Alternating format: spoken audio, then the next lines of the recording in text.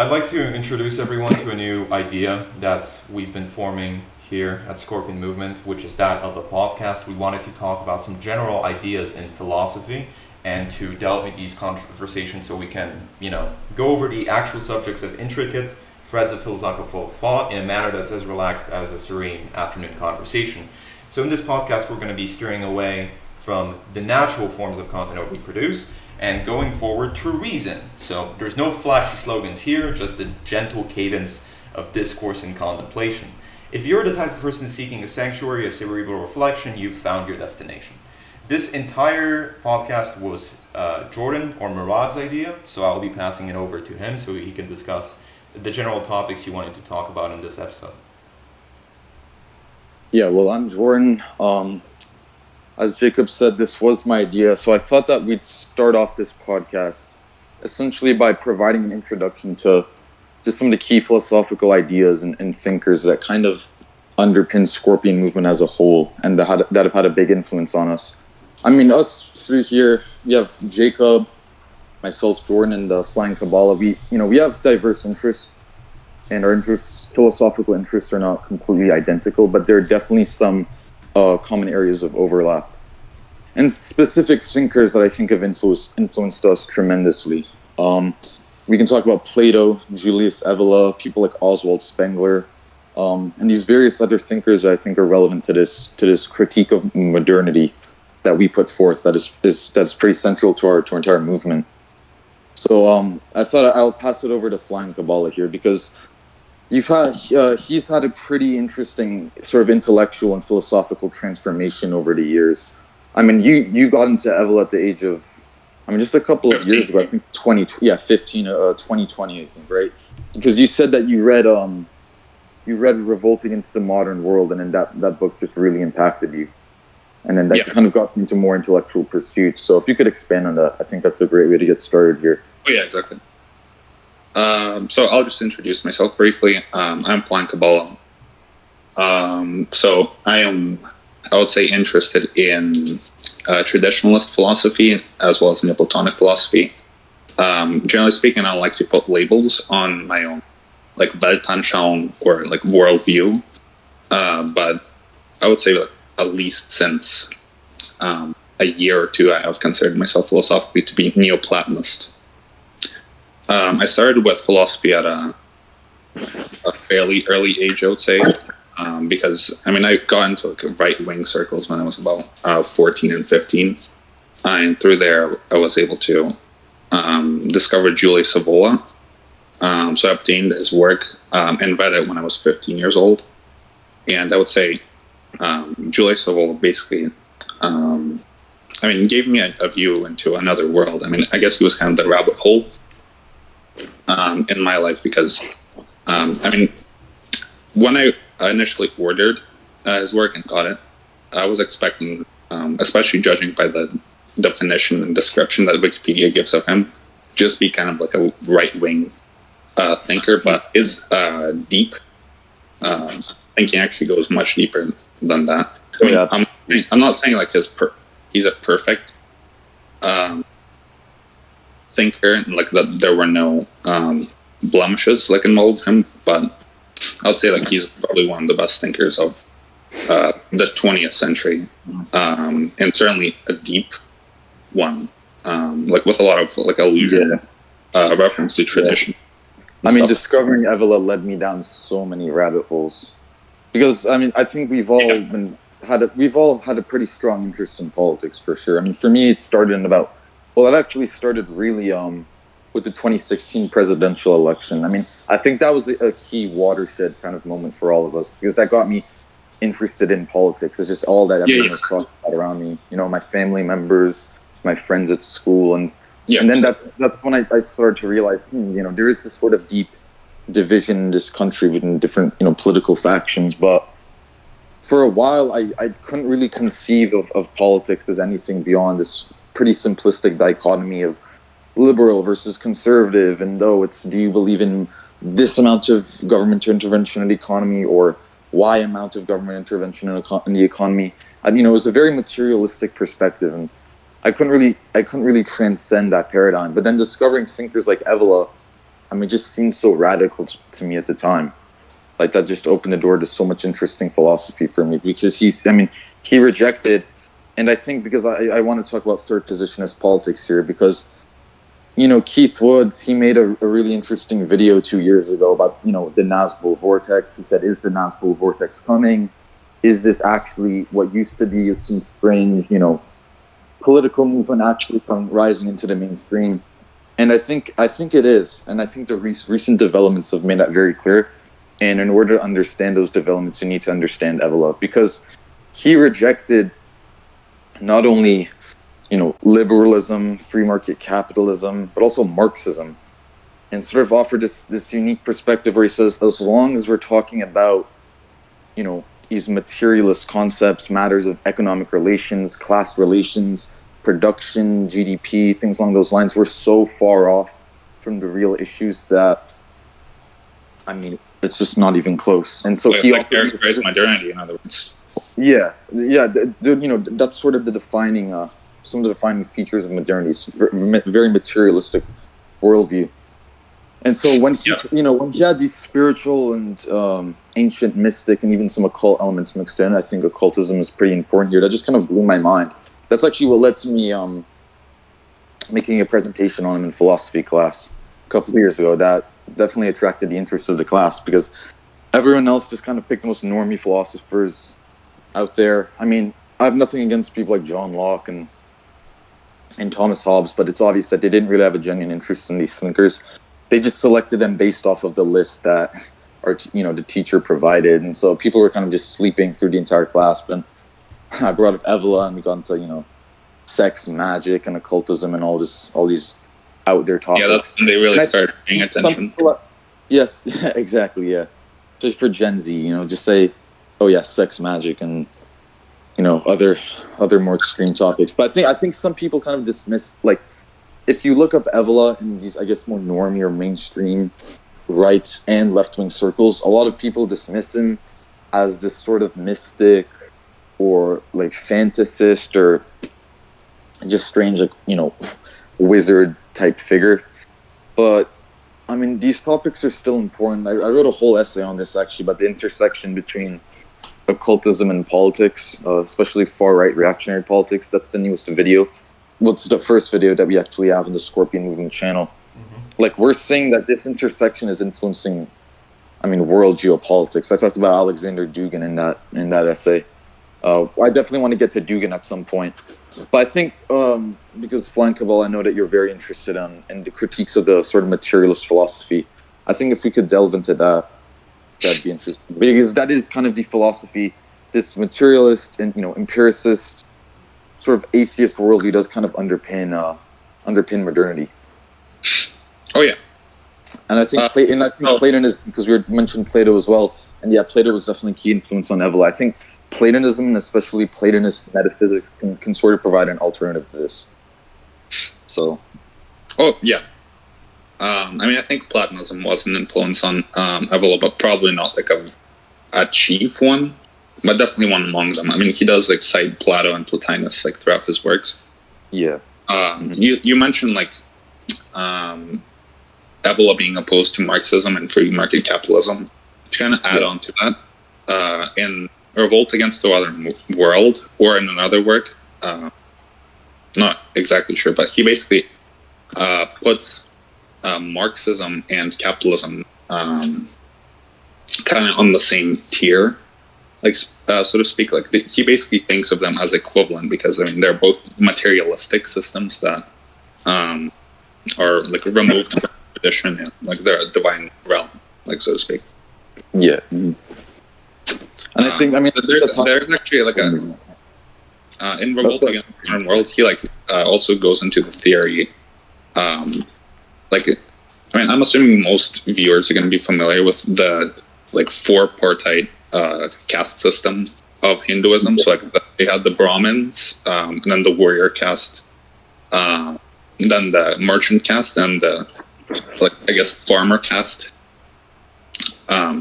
I guess to basically summarize what he discusses quite a bit in his book, Revolt, he basically sees like the history of modernity as like power being passed like to those classes. So like he thinks that during the golden age, like power was held by the Brahmins, and then the silver age, power was like held by the warrior caste. So like Alexander the Great, for instance, like military chiefs, like so to speak, being in charge of power. And then like with free market capitalism, so like from about like the 17th century on to hitherto, like we have the like merchant class kind of in charge of power. Because I guess they control like, all the financial organs of government. Then he sees Marxism as basically the lowest caste, like the working and subsequently, I guess, dirtiest class. Yeah, taking control of power, because I mean Marxism is ultimately like egalitarian and focused on the working class. So I guess he kind of sees Marxism as the end of history. And I think, which is actually funny because there's this prominent liberal thinker, international relations, named Francis Fukuyama, who also has this book called The End of History. He's coming at it from the complete opposite perspective of Evola. And I'm actually in the process of writing an essay where I essentially refute the thesis that Fukuyama puts forth in that book. But I wanted to bring that up because in The End of History, Fukuyama states essentially that, look, now that the Cold War is over and the Soviet Union has collapsed, we're entering the reign where liberal democracy is pretty much entrenched as the political system worldwide. It is the dominant system, the sort of liberal capitalist hegemony, and it's not going away anytime soon. And because of this, this ties into something called Golden Arches theory, which essentially states, I mean, it's in reference to this idea that the two countries with McDonald's will not go to war with each other, but it states, liberal capitalist democracies are generally more peaceful and they don't go to war with each other, they don't invade each other. So I think it's kind of a naive concept. But the reason I bring up Fukuyama is because I think Evola kind of has the complete, opposite stance on yeah, exactly. Yeah, and because you talked about this cyclical conception of history, right, and the exactly. Ideas that he borrowed from Hinduism. Well, what he borrowed from Hinduism, which I think most people, this term is actually becoming much more popular recently, is the idea that we live in the Kali Yuga, which in Hinduism is the Dark Age. And it's this period of spiritual, cultural, decay, metaphysical sort of degradation and decay. And so I think what he says is we're actually going to be seeing a lot more sort of violence and chaos. As you all don't mind, I could very quickly interject. I'm actually very familiar with Fukuyama's notion just because his concepts were put in the foreword of the introduction of Capitalism Realism by Mark Fisher. And as much as I don't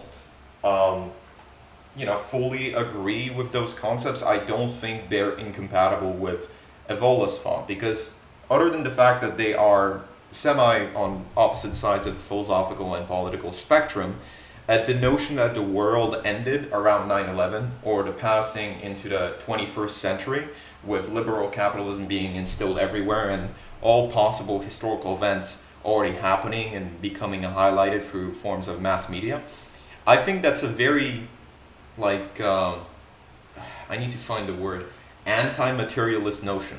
There we go. That's what I was going for.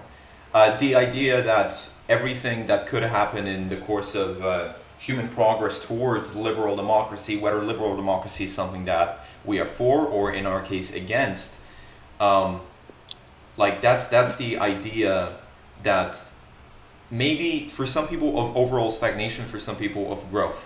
Right? So if you're a pro-liberal democracy, you would think that we have accelerated towards this point and this is the final ultimatum of history. Whereas if you're against liberal democracy, like Evola would seem to be, and indeed was, you arrive at this point where you think to yourself, okay, well, we have officially entered the Dark Age because we have descended so far towards materialism, as Fukuyama points out, right? Yeah, that's actually a good point. With liberal hegemony being so entrenched, that would fit in with the Evolan conception of the Dark Age. Yeah, so I found a way to integrate the two. I think And it's Evola, if a thinker like Evola was alive today, he would probably come to a similar conclusion that Fukuyama did, that the world has like come to a grinding halt, where no significant events are made anymore because everything seems to be in a sort of standstill. We are at a post-Cold War period that is numb. The political, the geopolitical landscape is numb. That's all there is to it. I mean, it's interesting that you mentioned Mark Fisher, because he actually has had a big influence on me as well, especially his book Capitalist Realism, but also his writings on, music and cultural criticism and subjects like that. And I generally see him classified as a Marxist, right? I mean, I think he's considered himself to be a Marxist, which on its face that shouldn't really be compatible with Evola's thought, but I actually do see I see a certain level of compatibility though, especially in the what you mentioned with this concept of the Kali Yuga, but also in his criticism that he offers of capitalism in that book, Capitalist Realism, and specifically its effects on culture. I mean, because what he says is that it's sort of leading to this cultural stagnation. Yeah, that's right? the funny thing, though. The far right and the far left, the philosophical far right and far left, the extremist factions seem to share an overall hatred of materialism. They just express it in completely different ways. Yeah, that's a good point. I mean, Mark Fisher states that we're seeing this, sort of cultural stagnation as a result of capitalism, actually. And by the way, sorry to about this little bit planned obsolescence and concepts like that. But sorry to interrupt a little bit, but when you use the word materialism, like, do you refer to metaphysical materialism or like socio, like geopolitical? Cultural. That's what I was aiming for. It's consumerism. Another word for it. Oh, okay, I understand. Yeah, I mean, well, I think that they're actually somewhat related, and that's why I think Platonism comes in, because I think we could actually jump in. Yeah, and the materialist and materialism and the metaphysical usage, as I understand, basically suggests that the only thing that really exists is the material world, these material physical objects. And as a logical extension of that line of thought, it's kind of the only thing that really matters. But I think the problem with that, in Platonism, I actually see Platonism as sort of and I wonder what you guys think of this. I see it as basically I see Platonist metaphysics as the opposite. I see third positionist political ideology as basically political mirror of Platonist metaphysics, right? Because what Platonism suggests, and Flankabal, you can definitely expand on this, is that, okay, there's basically this realm that exists beyond not only the material world, what we see around us, but also beyond our internal world, right? Our inner thoughts. And it's this world where, in philosophy, we'd call them transcendentals. It's where these transcendentals and sort of abstract conceptions exist, right? Ideas like love, symmetry, aesthetics, form, right? Telos, which in philosophy is just purpose. And I think Dugin, because we mentioned Dugin, he actually comes to a similar conclusion in his book Political Platonism, where he says that, he founded a national Bolshevik party in Russia with Edward Limonov, probably one of the most well-known, third positionist or Nazbol parties. And he says that Plato is actually a huge influence on the ideology of that party, because like third position, when you look into this third realm, what that suggests is that, there is this sort of higher purpose that kind of transcends the material world, right? And in third positionist politics, you come to a similar conclusion, because think about what third positions kind of strive for. It's not, let's maximize our GDP or our economic productivity or things like that. It's no, we need loyalty to some more abstract transcendental quality, things like the nation, right? Our people, our ethnicity. I mean, sometimes third positionism is actually it can be a multi-ethnic unit. We see that with the Syrian Social Nationalist Party in the Levant. I would classify them as a third positionist party, but adherence or devotion to some greater ideal, which I think is kind of similar to Platonist metaphysics, right? Because in the modern world, Dugin says that the West moving away from Platonist metaphysics was kind of one of the greatest tragedies pretty much in history, because now what we're left with is I think if you take the materialist worldview to its logical conclusion, and this is kind of the foundation of most people's worldviews nowadays, whether or not they sort of even realize that, then you're left with this very hedonistic kind of libertarian approach to life, where, okay, well, if all that's real is the material world and these transcendental or abstract conceptions don't really matter, or they don't have any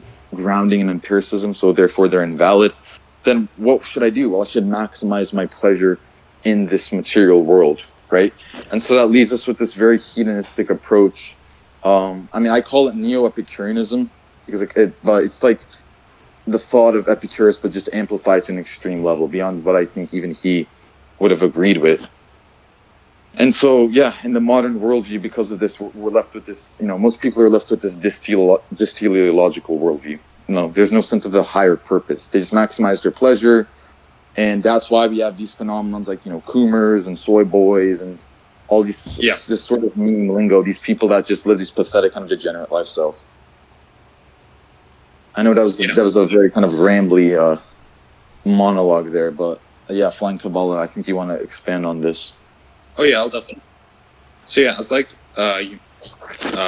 Plato and certainly his followers, that modern scholarship labels as the Neoplatonists, emphasizes in his works the immaterial. So Platonists actually assume that what is becoming not only is naturally inferior to being, but is less real than being. Well, because being is, but then becoming becomes.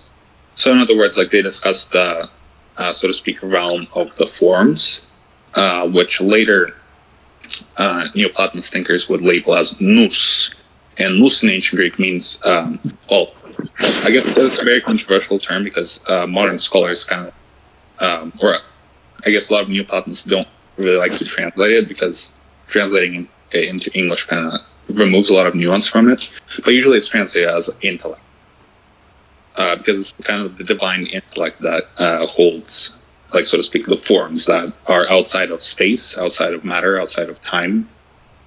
And ultimately, I think that's pretty much the basis of Neoplatonic metaphysics, or just Platonist metaphysics, is that there's the world or realm of being that it is naturally outside of becoming, in which there's no becoming, and if one is able to ultimately contemplate that world, one would attain ultimate bliss. So I always like to say that Plato has an esoteric dimension that modern scholarship almost never.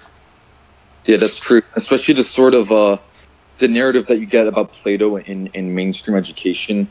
If you take a philosophy class or a world history class in high school, they might touch on Plato, but it's never really they're not going to touch what we just talked about. They never really go beyond things like allegory of the cave, or maybe the allegory of the cave is a very good example, because maybe it begins with.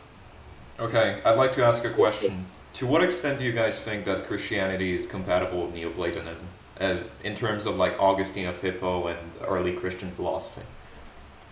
I was actually going to segue into that topic because I saw this. I saw E. Michael Jones, who's this Catholic apologist, recently say he's pretty popular. Now he said, he criticized Orthodox Christianity. And he said, this is just Neoplatonism. It's the same thing, which sparked a lot of controversy. I certainly see some similarities, and I wanted to talk about Gnosticism as well, actually. Oh yeah, because I think it's very relevant. But I think Flying Kabbalah seems like you want to. Oh yeah. So I'll first touch on Gnosticism because I think it's very germane, and then I'll actually segue into the question of how compatible Neoplatonism is with Christianity. So Gnosticism, I would say, is kind of a loose term of Christian movements, kind of from the first few centuries. From the first few hundreds. so to speak, because I mean there wasn't necessarily a canonized form of Christianity at that time. That's why you had like a lot of movements like within Christianity that like considered themselves Christians, but they weren't necessarily tied in a common canon, I would say. So like that's why you had the Arians, like Arians, and Gnostics, and I mean a bunch of other movements. So the Gnostics ultimately saw the material world, generally speaking, created by an evil, like a quote unquote evil demiurge, and they called him Yaldabaoth. But then beyond the material realm created by the, like, so to speak, ignorant / malevolent Yaldabaoth, there's the realm of bliss and purity and being. So I guess compatible with the Neoplatonic understanding of being. But then they see Jesus Christ as basically the human being that got incarnated onto Earth to basically remove humanity from its ignorance, and to basically like take humanity to the upper like realm, like above Yaldabaoth. Yeah, to the divine realm, sort of. Yeah, exactly. So, I do think that there was. I do think that there was some tension, though, between Neoplatonism and Gnosticism. I mean, as far as I'm aware, Plotinus, who's kind of, I guess you could call him the father of Neoplatonism. He's definitely in that school. He wrote an essay or some work criticizing Gnosticism. I have actually read that work. Yeah, so there is some tension, but yeah, I definitely see some key similarities, especially with this idea of this sort of flawed or evil material world. And the notion of gnosis, right? I think that that kind of what does gnosis exactly mean in what is it, Greek, or because it's knowledge? It's in Greek it's actually an interesting concept, because when it comes to languages, not all words translate exactly. So in Greek there are actually 3 words that can be like roughly translated as knowledge. So doxa, episteme, and gnosis. And I would say like one can probably like arrange them hierarchically. So doxa would be, well, I guess a more common translation would be opinion. So that's basically just I guess the opinion of the rabble, like, so to speak. Yes. Or just the belief, like, so to speak. So that's the lowest form of knowledge. Then episteme, that means like understanding, because like episteme in ancient Greek, like that's the verb for to understand. So that's the one that is like above that. So like it means just understanding something. But I guess it just generally speaking refers to secular knowledge, like, I don't know, knowledge about history or something like that. But then gnosis is the highest type of knowledge, and it's a spiritual type. So yes, when the Gnostics use it, they like refer to mean spiritual knowledge that can basically take you up to the divine like realms. And I mean, I would say like I don't think Neoplatonists use that word too much, but I mean, if you like, I think the meaning of it is quite understandable. I mean, basically, in other words, just spiritual knowledge, or kind of like the highest step, so to speak. Yeah, and I think also what sort of differentiated Gnosticism from later Christian sects is that they didn't really prioritize this dichotomy between sin and repentance, which is kind of what most people associate with Christianity, but rather with illusion, as in sort of not being able to escape the confines of this flawed material world, and enlightenment, or what you described as gnosis. So it's just basically getting divine or esoteric insight. So it's a very mystical concept. Yeah, and I think that's why, because we touched on occultism earlier, and occultism and esotericism, and how Plato kind of laid the groundwork for that in a sense. I mean, Gnosticism is definitely very interconnected to occultism. I mean, so many occult sects were inspired by it. Like, you can go up to Aleister Crowley. This is who founded the Church of Thelema, right? I mean, fascinating figure. Yeah. And that was kind of that was actually sort of the basis for his various ideas of ritual magic and sex magic and divination, trying to escape this material. Like, to be honest, like, it's starting to sorry to interrupt, but I mean, I don't think Crowley was a very like serious figure. Like from what I know about him, I mean, I think they're just more serious, like occult figures than him, because I mean, like he does place a lot of like emphasis on like sex, magic. Yeah, I mean, well, I think it's like might be like pretty fishy as to like why. As to like, if he actually thought that to be like conducive to spirituality, or like if he just like kind of exploited people like for his own perversion. Yeah, I mean, no, there's absolutely no doubt that he was a bit of a sexual pervert.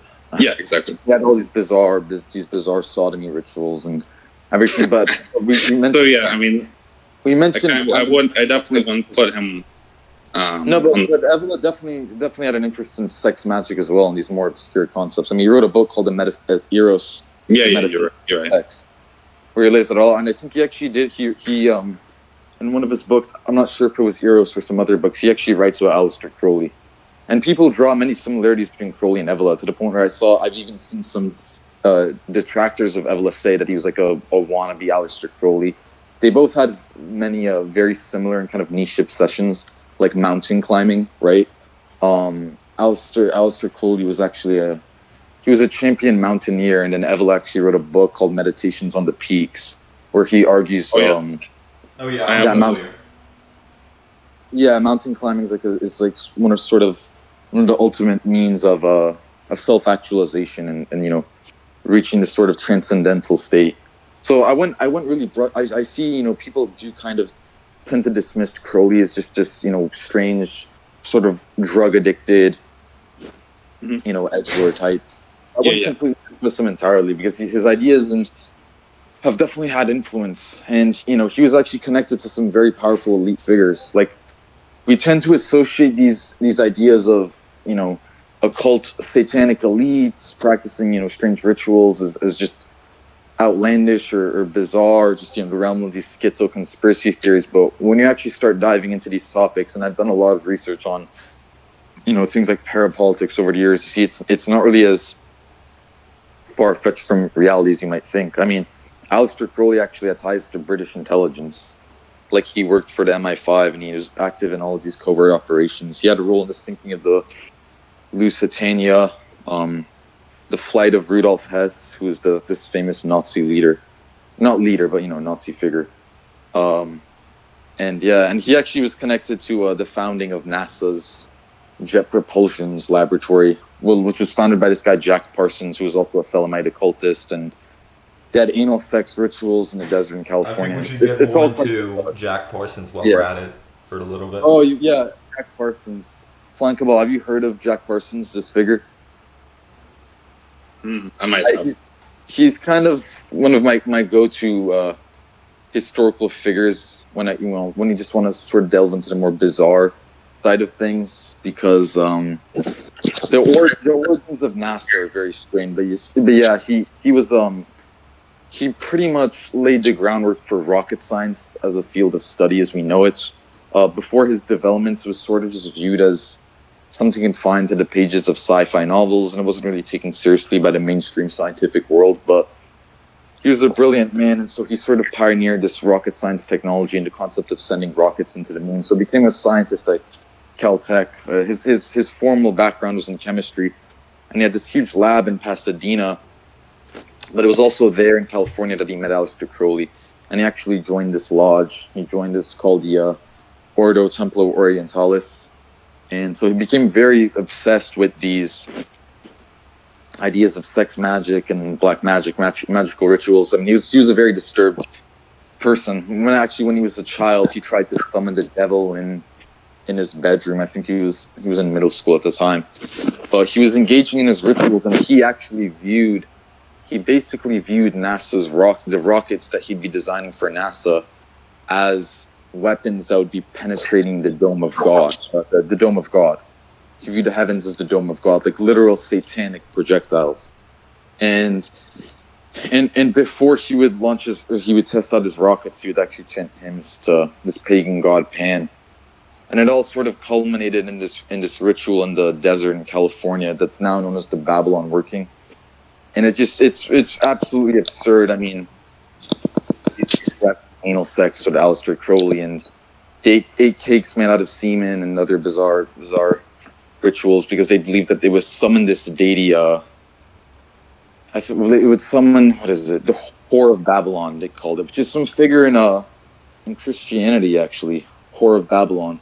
And there was the Whore of Babylon is related to Gnosticism in some way. I mean, there's a lot of strange iconography in Gnosticism. Just some of it escapes me. I can't really recite it off the top of my head, but I mean, he's pretty much the go-to example of sort of occult or mystical beliefs actually having an influence on world events and world history.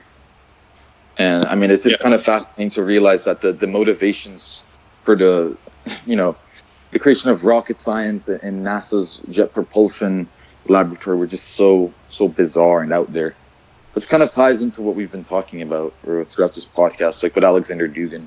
I definitely want to talk about him as well. But yeah, that's the bizarre life of Jack Parsons. And there's actually a good book on that. It's called Sex and Rockets.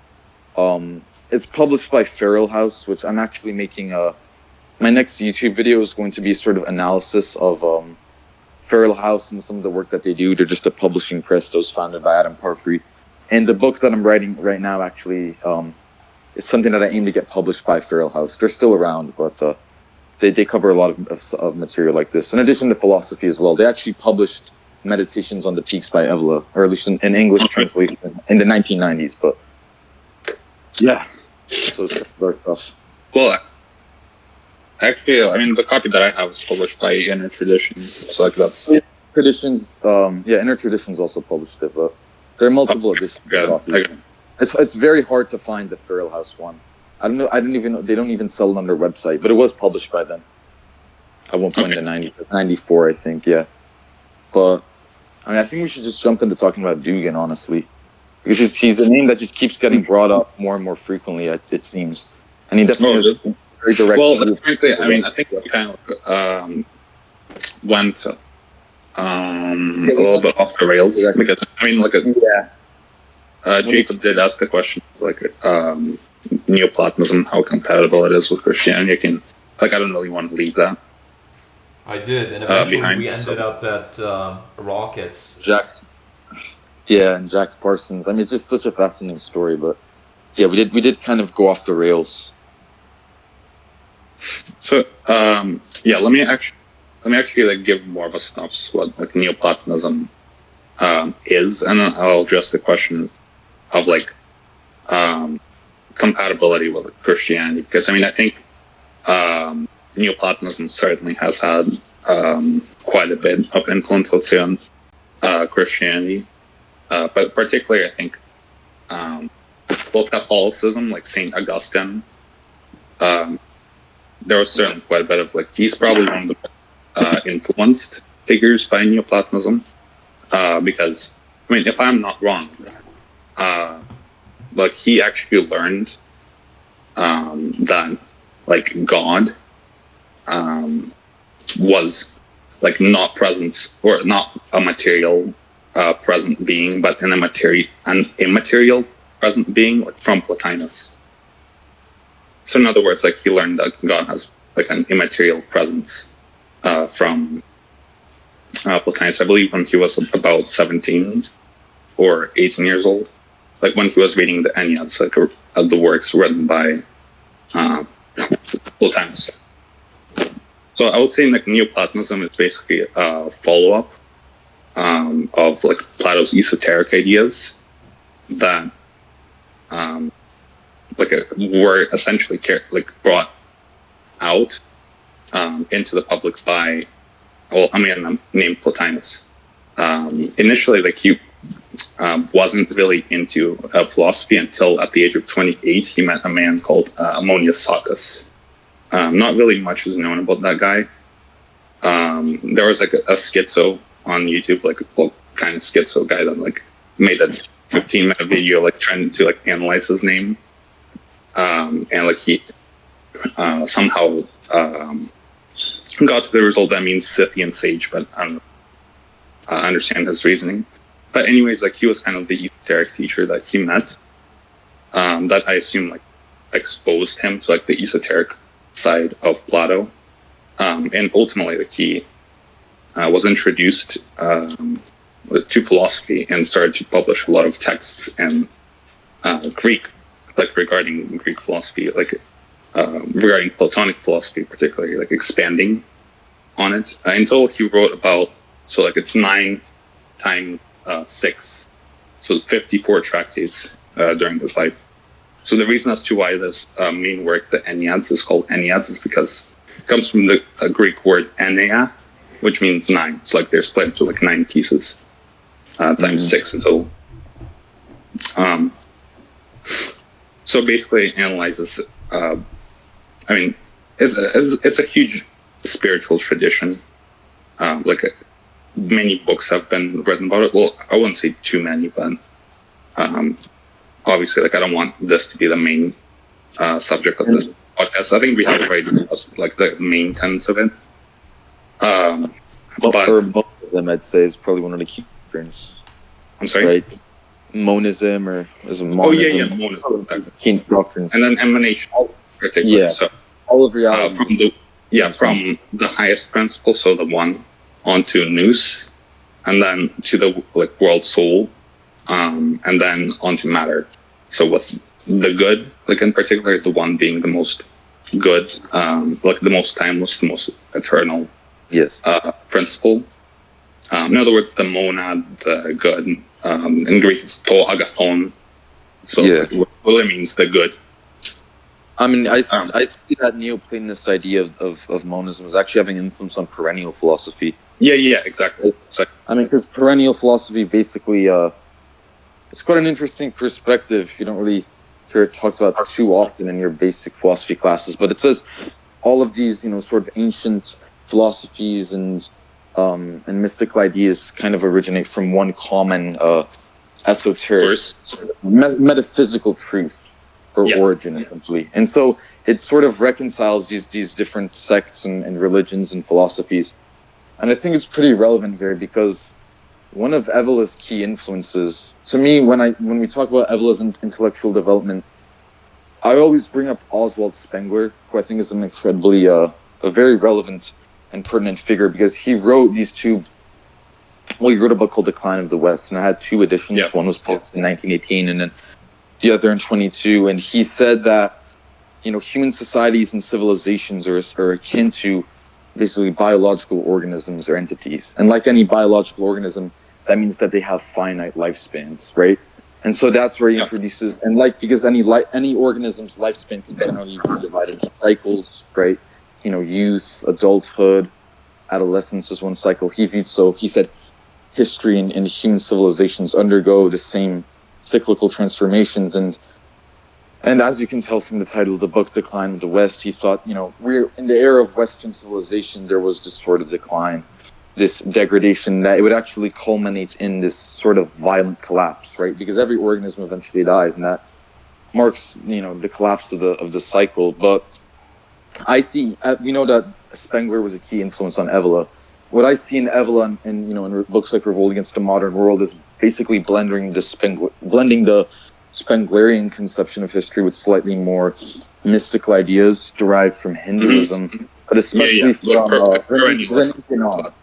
René Guénon, I see is a really important, or Guénon, I see is a really important figure. I think Spengler would gain on some Hindu ideas, and Guénon is definitely one of the kind of the 3 big, one of the key figures in the big 3 of perennialism. There's also, some people even regard Evola as a perennialist, but there's obviously some debate about that. But I think the big 3 of perennialism is like Guénon, Kumaraswamy, and then one other thinker whose name escapes me at the moment. Yeah, Frithjof Schuon. Yeah, Schuon. And what's interesting is, Evola, he did criticize Christianity quite strongly, but I do see him as having a certain fondness for, look, if you look at his books, he was a master of comparative religions. He drew from Hinduism, from Islam, from ancient Greek philosophy. It's definitely, pretty compatible with perennialism, but they both wrote a lot about Islam, right? René Guénon actually he converted to Sufism in Cairo, Egypt, and there's a lot of he also changed his name to Arabic. Yeah, to Sheikh Abdul Wahid, I believe. Yeah, But there's a lot of muddy ground when it comes to the relationship between, like the dissident right and third positions to Islam. Like a lot of people are stuck in this sort of boomer mindset where they think that, like the right is Islamophobic, or they just want to keep all the Muslims out, keep all the third worlders out. I think it goes a little bit deeper than that, and this is where perennialism comes into play, and this is why it's such an important philosophy nowadays. In the Metaphysics of War, which is definitely a book that I really wanted to touch on, it's one of Evola's deeper cuts. Well, I mean, the basic sort of theme of that book is that Evola views war, violence, and combat as actually positive forces, and he views them as means of self-actualization and transcendence for the individual, especially, amidst a world that he sees as very spiritually desiccated and kind of emasculated, right? That's how he characterizes this modern world, the Kali Yuga, and that ties into Gainon because, well, actually, Flank, well, if you wanted to expand on this a bit, because you probably know more about Gainon than I do. Let's see. So, like, if I was to start with Gainon, I guess I would just give like a brief biographical account of him. So, like, he was basically a French philosopher, like born around, like, I think it's one of the areas in Paris.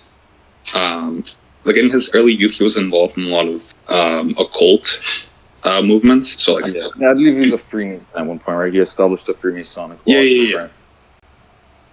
By occult, I don't necessarily mean like just the really bizarre stuff like Crowlerian stuff, but just like kind of the more esoteric sects that existed in France at the time. Eventually, like, he got into the study of Hindu doctrines. Like, he did establish some connections with other like people who have like allegedly traveled to the Far East. Like, I think he was like in touch with a guy that like traveled to Vietnam, because Vietnam back then was a French colony, and like I think might have gotten initiated in just sort of like an esoteric sect, like of some sort. So ultimately speaking, like, he became kind of a mouthpiece for like Eastern traditions, like particularly for Hinduism, and eventually, like, he ended up moving to Egypt, where like he converted to Sufism, as you said, changed his name, got married, like had kids, and like published a bunch of books on like traditionalism. I actually have like a bunch of them right over here. He wrote Crisis of the Modern World, right? I believe that was in the 1920s. Yeah, exactly. I'm sure that Evola got influence from that when he named his So book. he was a very huge influence on Evola. Like, I think if I was to go through the revolt against the modern world, he probably cites Gainon on like every other page. Yeah. So, I mean, yeah. Sorry, earlier I kind of lost. So actually, I think when he was a teacher, like Gainon, or like a professor, I think Evola might have actually attended his classes. Yeah, I see. Yeah, sorry, earlier I kind of lost my train of thought because there's some weird noise right outside my house, but it was nothing. So what I was really sort of trying to lead into is, just appraisal that Evola delivers of war and violence and metaphysics of war, but he dives into these different ideas surrounding war in ancient religions and philosophies, and when he gets to Islam, I think he actually does praise the concept of jihad. Of jihad, actually, on a spiritual level as well. He views this as one of the most potent manifestations of like the war drive, basically, or the drive for violence. And I think that's really relevant because we've seen such a transformation in the dissident right over the years. I mean, I think it's just really obvious. Like, if you go back to and this is to sort of ground the conversation in a to a more pragmatic level. I think if you go back to 2016, the milieu on the dissident right was essentially, this kind of like boomer, almost not quite neocon, but very civic nationalist perspective that actually MAGA. said, MAGA, like we're Christian above all else. Sort of very. I don't like the term Islamophobic because of what it's been turned into, but just very anti-Islam and promoting Judeo-Christian values, which as we know is kind of a farce now, because there are obviously key distinctions between Judaism and Christianity and their values, but there's been a big transformation where now the right is actually a lot more accepting of Islam, I think. And you're seeing that, for example, in more recent times, last year with Andrew Tate. Now, it's interesting to bring someone like Andrew Tate into this conversation. You probably wouldn't expect it at first, but I think his conversion to Islam in the last year actually had a really big impact on the right, and especially the right among Generation Z.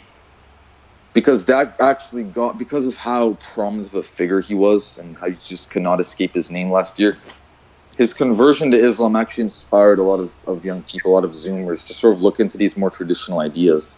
Like if you go on social media in 2023, if go on Instagram or Twitter, you're gonna see all these trad pages, Trad West, all these pages that extol the virtues of a traditional lifestyle and family, motherland, fraternity, all of these ideas. And so I think now, because people are just so sort of discontent and dissatisfied with the modern world, with this, just like OnlyFans and Coomers and Pornhub and all this sort of degeneracy running amok, they're actually looking to these earlier, ancient, not just ancient, but these earlier, even more mystical traditions in order to find some meaning. And so now we're actually seeing that Islam is more accepted, right? I mean, like look at Sneeko. If you want to talk about really popular figures that are influencing Generation Z, he converted to Islam recently, and that sort of had a domino effect. And that's why I think perennialism is just such an important philosophy. Like if you talked about this 20, and it's very relevant to our time, 2020s. Like if you talked about this 20 years ago, the idea that there could sort of be this reconciliation between Christianity and Islam and these different religions among the right, especially the far right, would have just seemed bizarre. I mean, we were in the early stages of the war on terror, and there was this very civic nationalist, we gotta get those muzzies, kill those Muslims kind of push. But there's just been such a transformation, and it's so interesting. I mean, what have you guys noticed in terms of like ideological transformations? Because what I see is actually a lot more skepticism of capitalism. Like these thinkers are even these people like Lawrence Southern are actually moving to the perennialist, even third positionist tradition that we've been talking about for an hour right now. Like Lawrence Southern recently made a video that was called A Critique of Capitalism from a Conservative Perspective. So it's just been such an interesting transformation. So I was just wondering what you guys think of this and, its relation to perennialism, third positionism, etc. I mean, I do think that Evola, like Ganon, and like people like Gin, to them certainly have like at least some influence on like the modern right. Probably like not an extreme extent, like to the point that like a lot of people actually base like a lot of like Groypers base their ideology on them, but I think there are definitely some ideas that are in common. But I mean, I think among the right, Islam has, I think, become more tolerant, like so to speak, maybe because I mean, Muslims are generally speaking like more opposed to like stuff that like the modern like neoliberal order promotes, like yes, exactly, like gay, like cooming stuff like that. Right? Yeah, exactly. Which again, I mean, as we mentioned earlier, if you want to be more abstract about it, that sort of is just like the logical conclusion of the materialist worldview. Sort of this hedonistic pursuits, right? Because if there was like a sort of, if you had a telos or some greater transcendental purpose, right, then you would actually be far more willing to undergo. Oh, sorry, are you saying or telos? Yeah, I mean it's pronounced. I think the pronunciations are basically interchangeable. Okay, right? Okay. Just if you had this, telos or transcendental purpose, you would be far more willing to forsake some of these, short-term pleasures. Yeah, right. Exactly. Which, and you'd be more willing to pursue delayed gratification, which also ties into the message of self-improvement that is pretty core to Scorpion movement.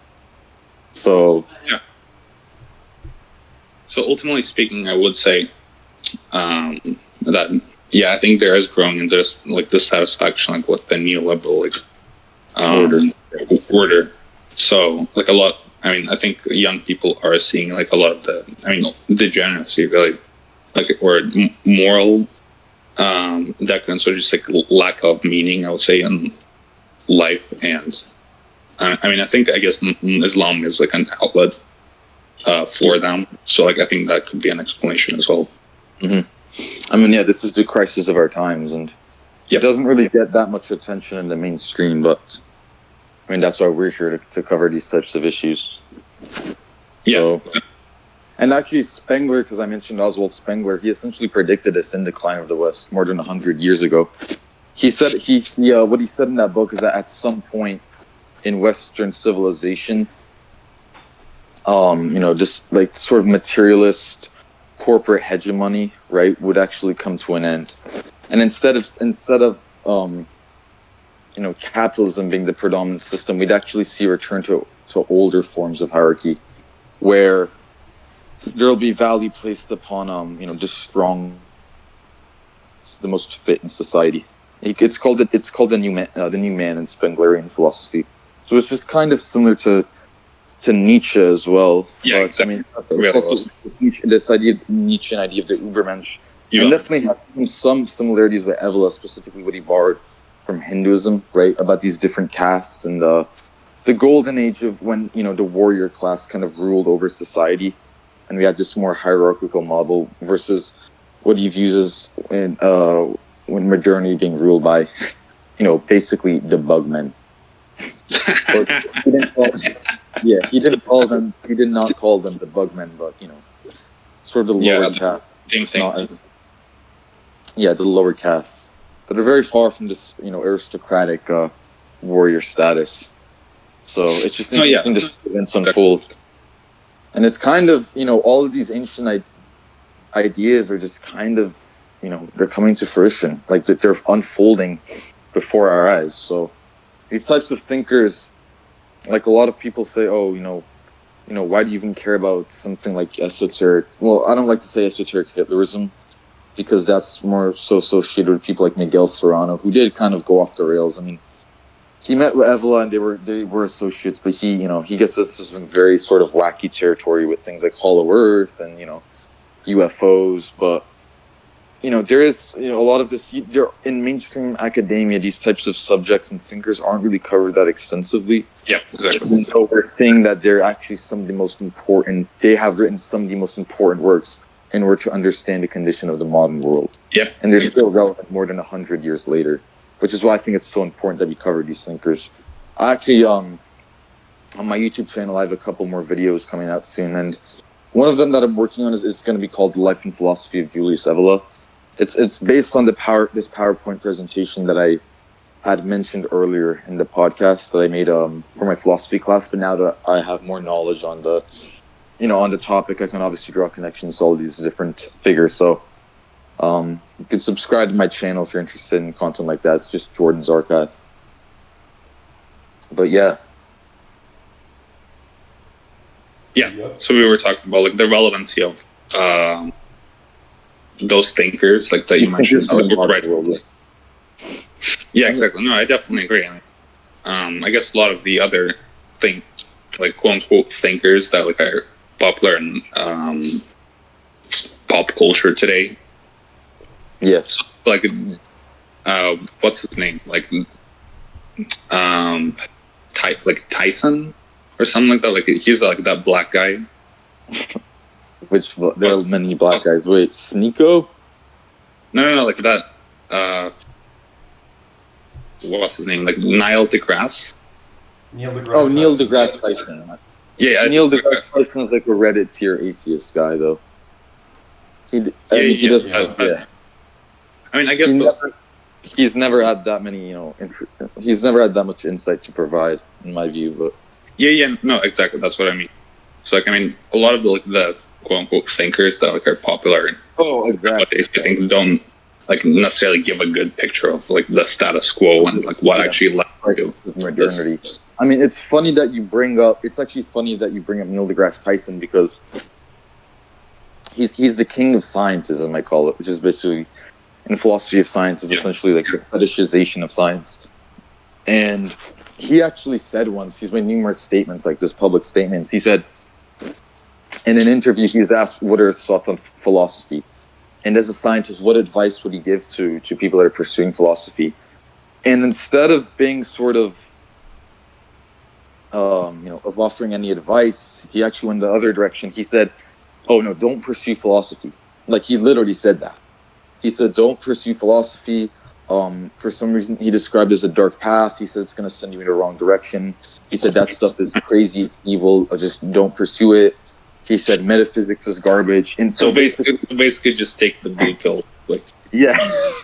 Yeah, no, literally just take the blue pill. I mean, so he said it himself. Like the king of Reddit atheism, the king of scientism literally said, don't watch Scorpion Movement type content. Yeah.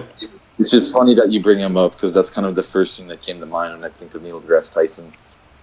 And that's the problem. Like a lot of I used to be really big into the new atheist movement, right? The four horsemen of new atheism: Richard Dawkins, Christopher Hitchens, Sam Harris, and Daniel Dennett.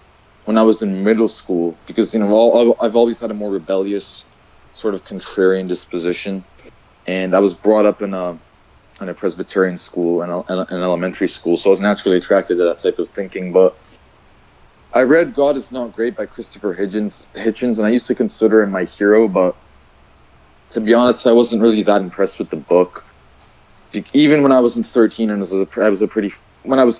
I was a pretty fervent atheist at the time, I still wasn't impressed with the arguments that were made in the book, because he was basically just cherry picking select examples of religious groups that have committed atrocities, it's not like when you look at the new atheists, they show that they don't have any knowledge of metaphysics or any of the topics that we talk about, right? That we've talked about in this podcast. So they have to resort to these very weak, cherry-picked examples of moral outrage. They never actually attack any metaphysical foundations, right? Exactly.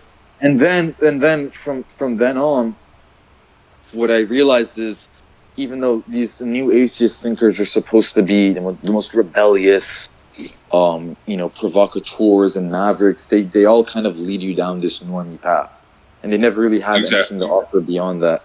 Like you have the example of Neil deGrasse Tyson. I think Bill Nye, who's probably even more pathetic. He's he's a pop scientist. He actually says he made similar comments about philosophy, and I think a shared problem with their worldview is that it presupposes empiricism as its epistemological foundation, and it basically says that the only way, and this is how they debunk the debunkers, right? This is how they debunk all these ancient ideas. They say, oh, well, none of this can be proven through empirical evidence, right? They basically assume that empiricism, which is actually in the history of philosophy called naive empiricism, that's what this concept is referred to as. They say empiricism is the only foundation that we have for acquiring and attaining knowledge, right? And anything that falls out of the purview of sensei is just sort of invalid. That's what they always said. Do you have any empirical evidence for this?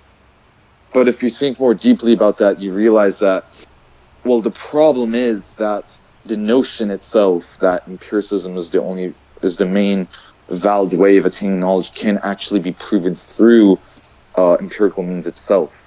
So therefore, at a fundamental level, it's quite self-contradictory to the point where it can't even get off the ground. And I think that when I realized that sort of made me question everything, and I did a complete 180 in terms of my philosophical views. Actually, so can you talk a little bit more as to how, like, you were saying that empiricism can be, like, dismantled through empirical means? When I'm saying I don't necessarily think that it can be dismantled, but I do think at a certain level this notion of the naive empiricism is self-contradictory, right? Because, like I said, the notion that empiricism is the only valid means of acquiring knowledge cannot be proven empirically.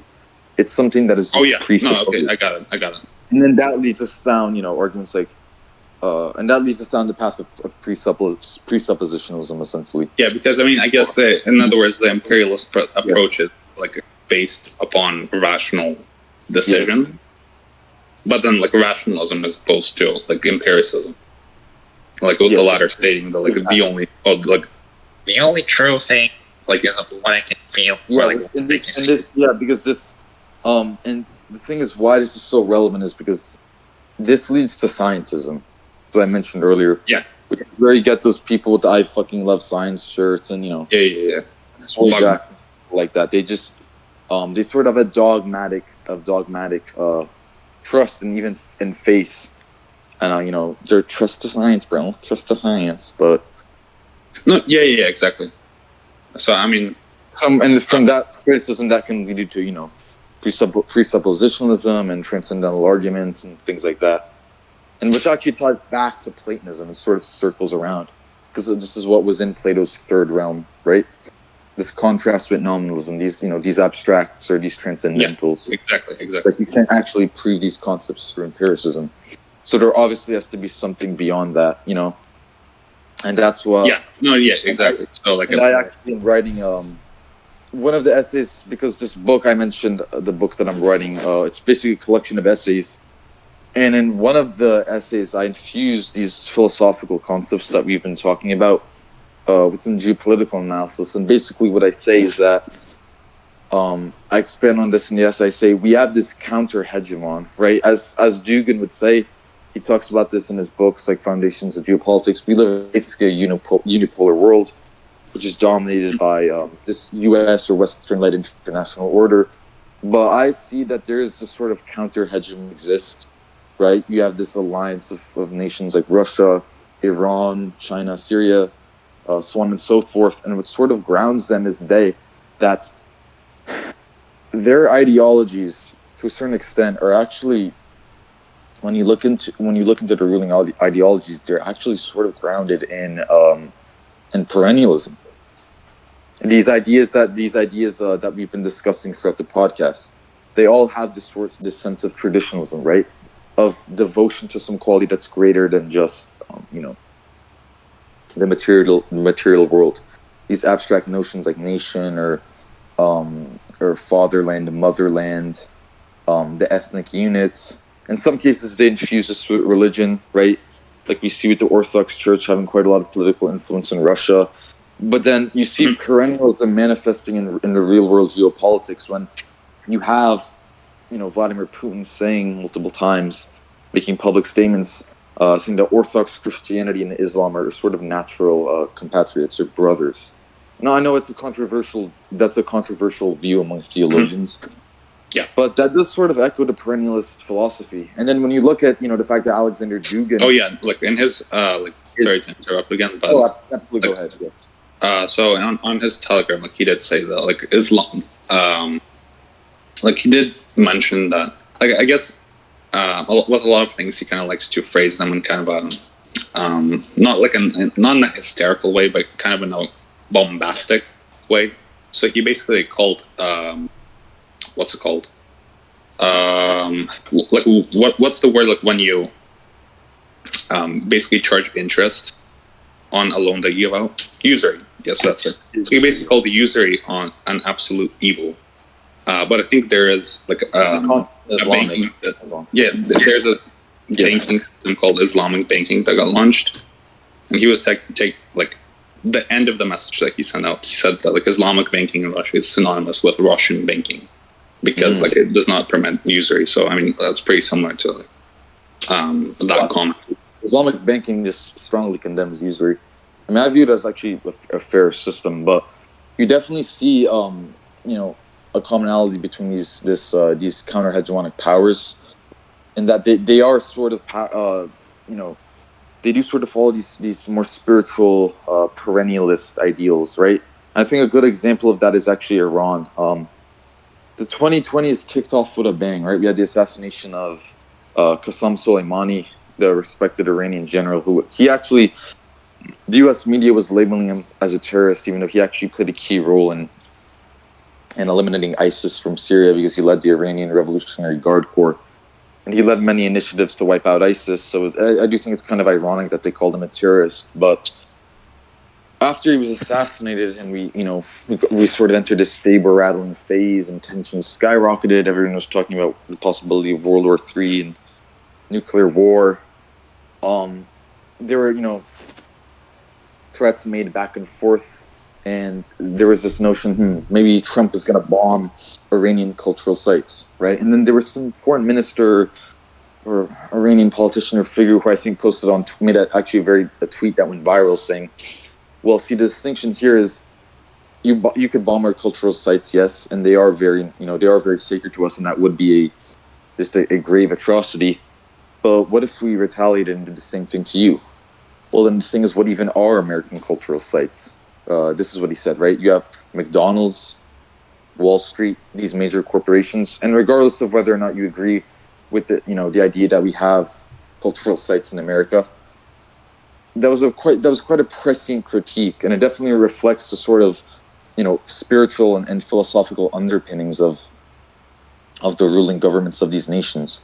Like, they view themselves as being bound to these ancient esoteric traditions, right? And the idea, and this anti-materialist philosophy, anti-corporate philosophy.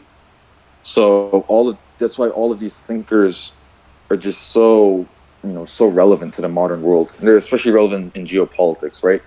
Because we talked about Fukuyama, and he said, well, now the Cold War is over, and we're in this era of liberal democracy, we're not going to see conflicts.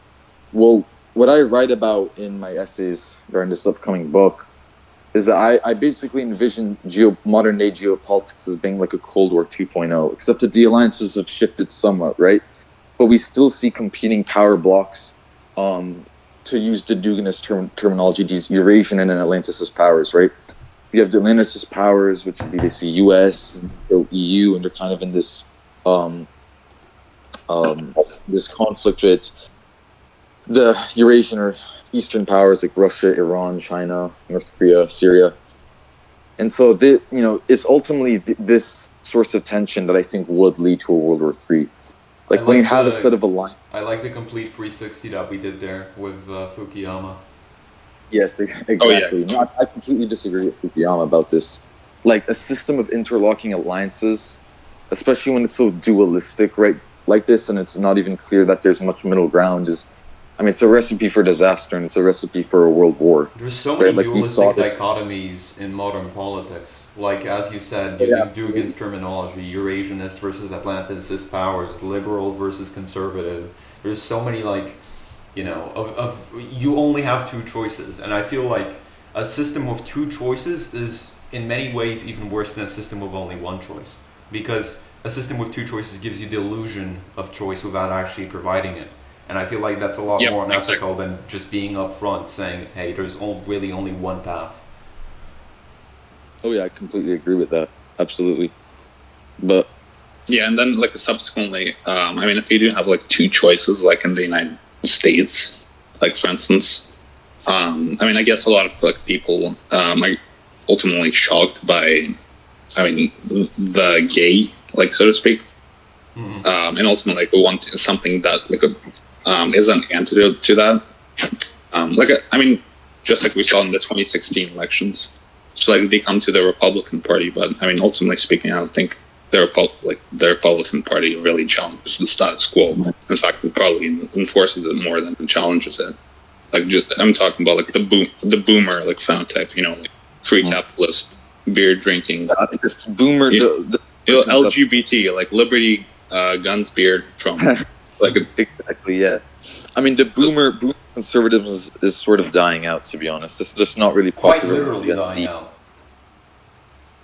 If you look at the polls of Generation Z, I think overall they lean more to the left, more so than even millennials, but the members of Gen Z that do belong to the right have kind of rejected this, free market capitalist, boomer notion of conservatism, and they leaned in hard on identitarianism. Part of Gen Z that's right wing is not going to go out supporting Reagan conservatives anytime soon. Exactly, which sort of ties into these dueling geopolitical power blocks.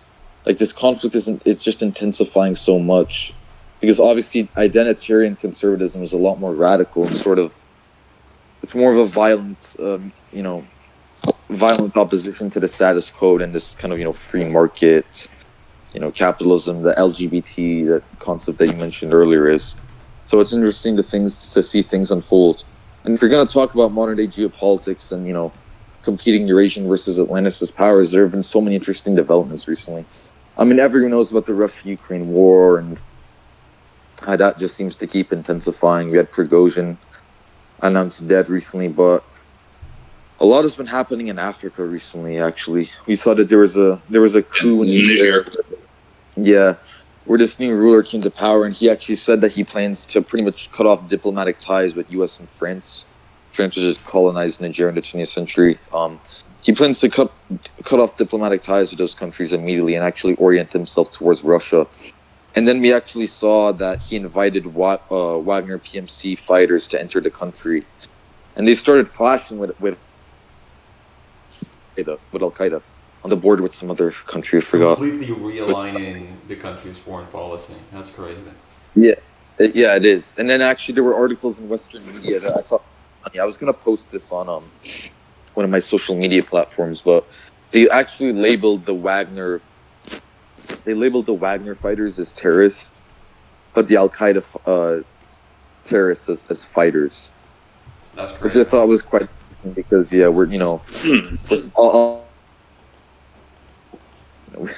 we can get into that, I guess, in a separate episode. But it's just obvious, this is just trying to demonize Russia. They're calling the Wagner, the Wagner fighters terrorists, but Al-Qaeda terrorist fighters. It just seems a little bit bizarre to me. I mean, it obviously shows the stance of Western media on this. It's a sort of selective reading of world politics. But why this is so important is because I there's just no doubt in my mind that this is going to have some domino effect. There's another neighboring African country, I think it was Burkina Faso, where there were actually massive protests in Burkina Faso, where people were demanding that Russia, and more specifically Wagner, enter the country to liberate them from their status as what Dugin would call an Atlanticist colony. He refers to Ukraine in the same terminology. And they were waving Russian flags. And these sub-Saharan African countries just got swept with a wave of pro-Russian sentiment. And so obviously I think it's quite frightening for the West, especially because a lot of Western policymakers and analysts say that Africa is kind of the future.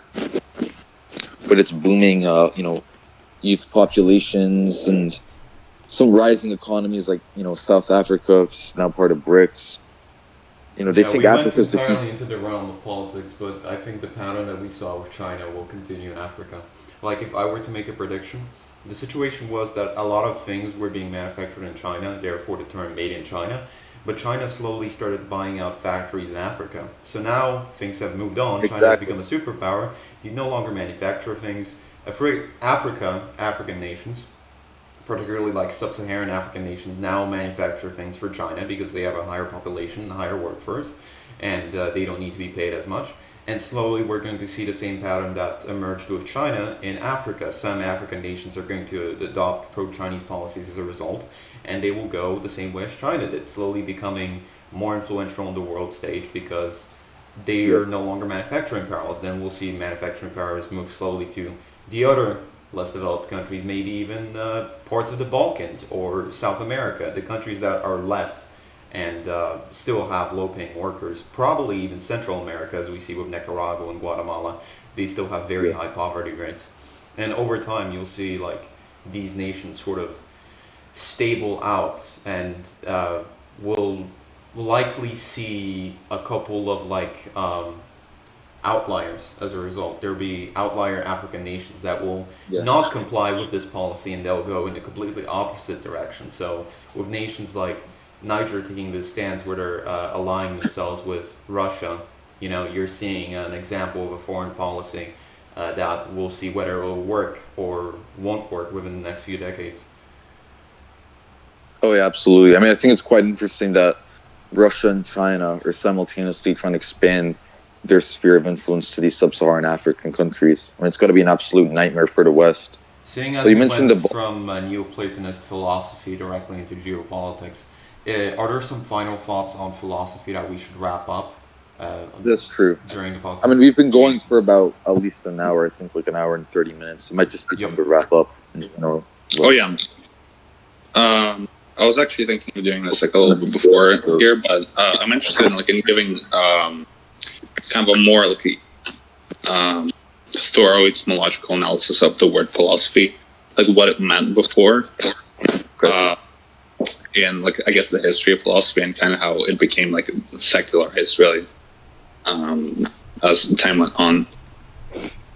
So I think Pythagoras is actually credited with inventing the word philosophy. Like if you analyze the ancient Greek word, so philosophia, like it comes from the fusion of philos, which means love, and sophia, which means wisdom. So I mean, like, quite literally, in like most reduced. Well, I don't want to say reduced, but like in its most original sense, it means love of wisdom. But obviously, like modern day philosophers don't necessarily go after wisdom as like we see. A lot of like them, I guess, it could be labeled as like mental gymnasts, like they perform like mental gymnastics, like invent a bunch of like mental notions, or just like a lot of like quote unquote philosophical notions that like I don't know, just basically like hold their to like not lose their tenure at a philosophy department. So actually, I have this author. I have a few books by this author called Algis Uždavinys. He's a Lithuanian author, and one of the key points that like he wished to emphasize in his books is really like the complete semantic like flipping that the word philosophy underwent. Like philosophy for Platonism in general is actually a sacred word. So if you read the work of Plato and Plotinus, and when they use the word philosophy, they don't use it as just thinker. They use it as someone that like goes after wisdom, goes after the ideal world, as you say, like the ideal realm. Like in his treatise on the virtues, Plotinus actually talks on like three kinds of people that are set like to follow the well, not to follow, but like to reach the ideal realm. So one of them is the musician. The other one is like the quote unquote lover, and the third is the philosopher. But then, like obviously, he doesn't use like philosopher in like in secular or materialist sense, but Yes. Rather someone that actually goes after like divine wisdom, like gnosis, as I mentioned. Yes. Mm-hmm. So ultimately, like that word, like philosophy, ultimately has a sacred root, like so to speak, because I mean, it's ultimately it's probably more synonymous like with mystic or like even ascetic than it is like with the word thinker, like for the Platonic thinkers. For like in the dialogue Phaedo, Plato always discusses like the philosopher as someone that is indifferent to the pleasures of the body, like in Platonism, epithumia, basically like the lusts of the body. Someone that's interested in like basically pursuit of truth, Yes. pursuit of actual knowledge, like gnosis really, and then spiritual development ultimately. So Yeah. Sorry to I mean, interject, but I think of the quote by Evola where he says, "Neither pain nor pleasure should enter as motives when considering what must be done." It's just something like that. I'm Yes, paraphrasing. banger quote. I put that on my website. Exactly. Yeah, it's just such a relevant quote to what you're talking about, and it's interesting because when you go to the 20th century, you see a lot of radical changes in philosophy. You know, postmodernism, the post-structuralists, and it seems like they pretty much completely abandoned those principles and let themselves be conquered by these hedonistic pleasures. Like look at people like Michel Foucault, for example, right? Mhm. I mean, I know Jacob. I think you're not really a fan of Foucault and thinkers like that. You're expressing some anger towards. Some contradictions with Foucault. Yes. Yeah, absolutely. I mean, I guess in our circles, he's a pretty unpopular thinker. I think there's some value to be had in his work, like the concept of the heterotopia and these sort of countercultural spaces has influenced me. I view him more so as a sociologist and like a cultural critic than someone with a lot of valuable contributions to philosophy. I mean, his work on the relationship between power and knowledge, I think, is pretty interesting, but his entire life was just basically what we would probably describe as degeneracy. And, the sort of vulgar hedonism. He let himself be a slave to his mortal passions, with drug use and these massive orgies and so like he's not alone. When you look at 20th century sort of continental philosophy among the French philosophers, right? Many of them succumb to these pleasures. Exactly. That moves away from the conception of what a philosopher was in ancient philosophy. Yeah, exactly. And Dugan himself, like he said, he thinks that the West's sort of rejection of Platonism, especially in Platonist metaphysics, is just a tragedy. As I brought up earlier. Yeah, interesting. I mean, personally, I don't necessarily think Dugan is. I mean, I don't usually like. Pardon? Oh, I was just gonna say, we've covered a lot of ground and we've been going for a while.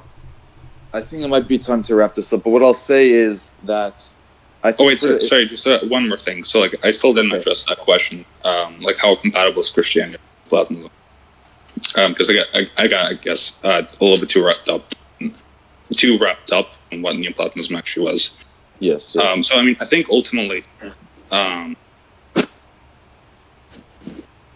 there was a lot of like influence of Neoplatonism on Christianity. So, like Saint Augustine, and Pseudo-Dionysius, both are Christian thinkers with a lot of like Neoplatonic influence on them. Yeah. I mean, I wouldn't. I think it is ultimately like compatible to a fairly large extent, but I think ultimately like, Christianity, because like of emphasis on like the Old Testament, like the Yahweh. So in other words, like the Yahweh of the Jewish Bible, being like basically subject to being, because I mean like there are parts of the Bible where he is like shown as like where he shows his wrath, like both in the Old and New Testament.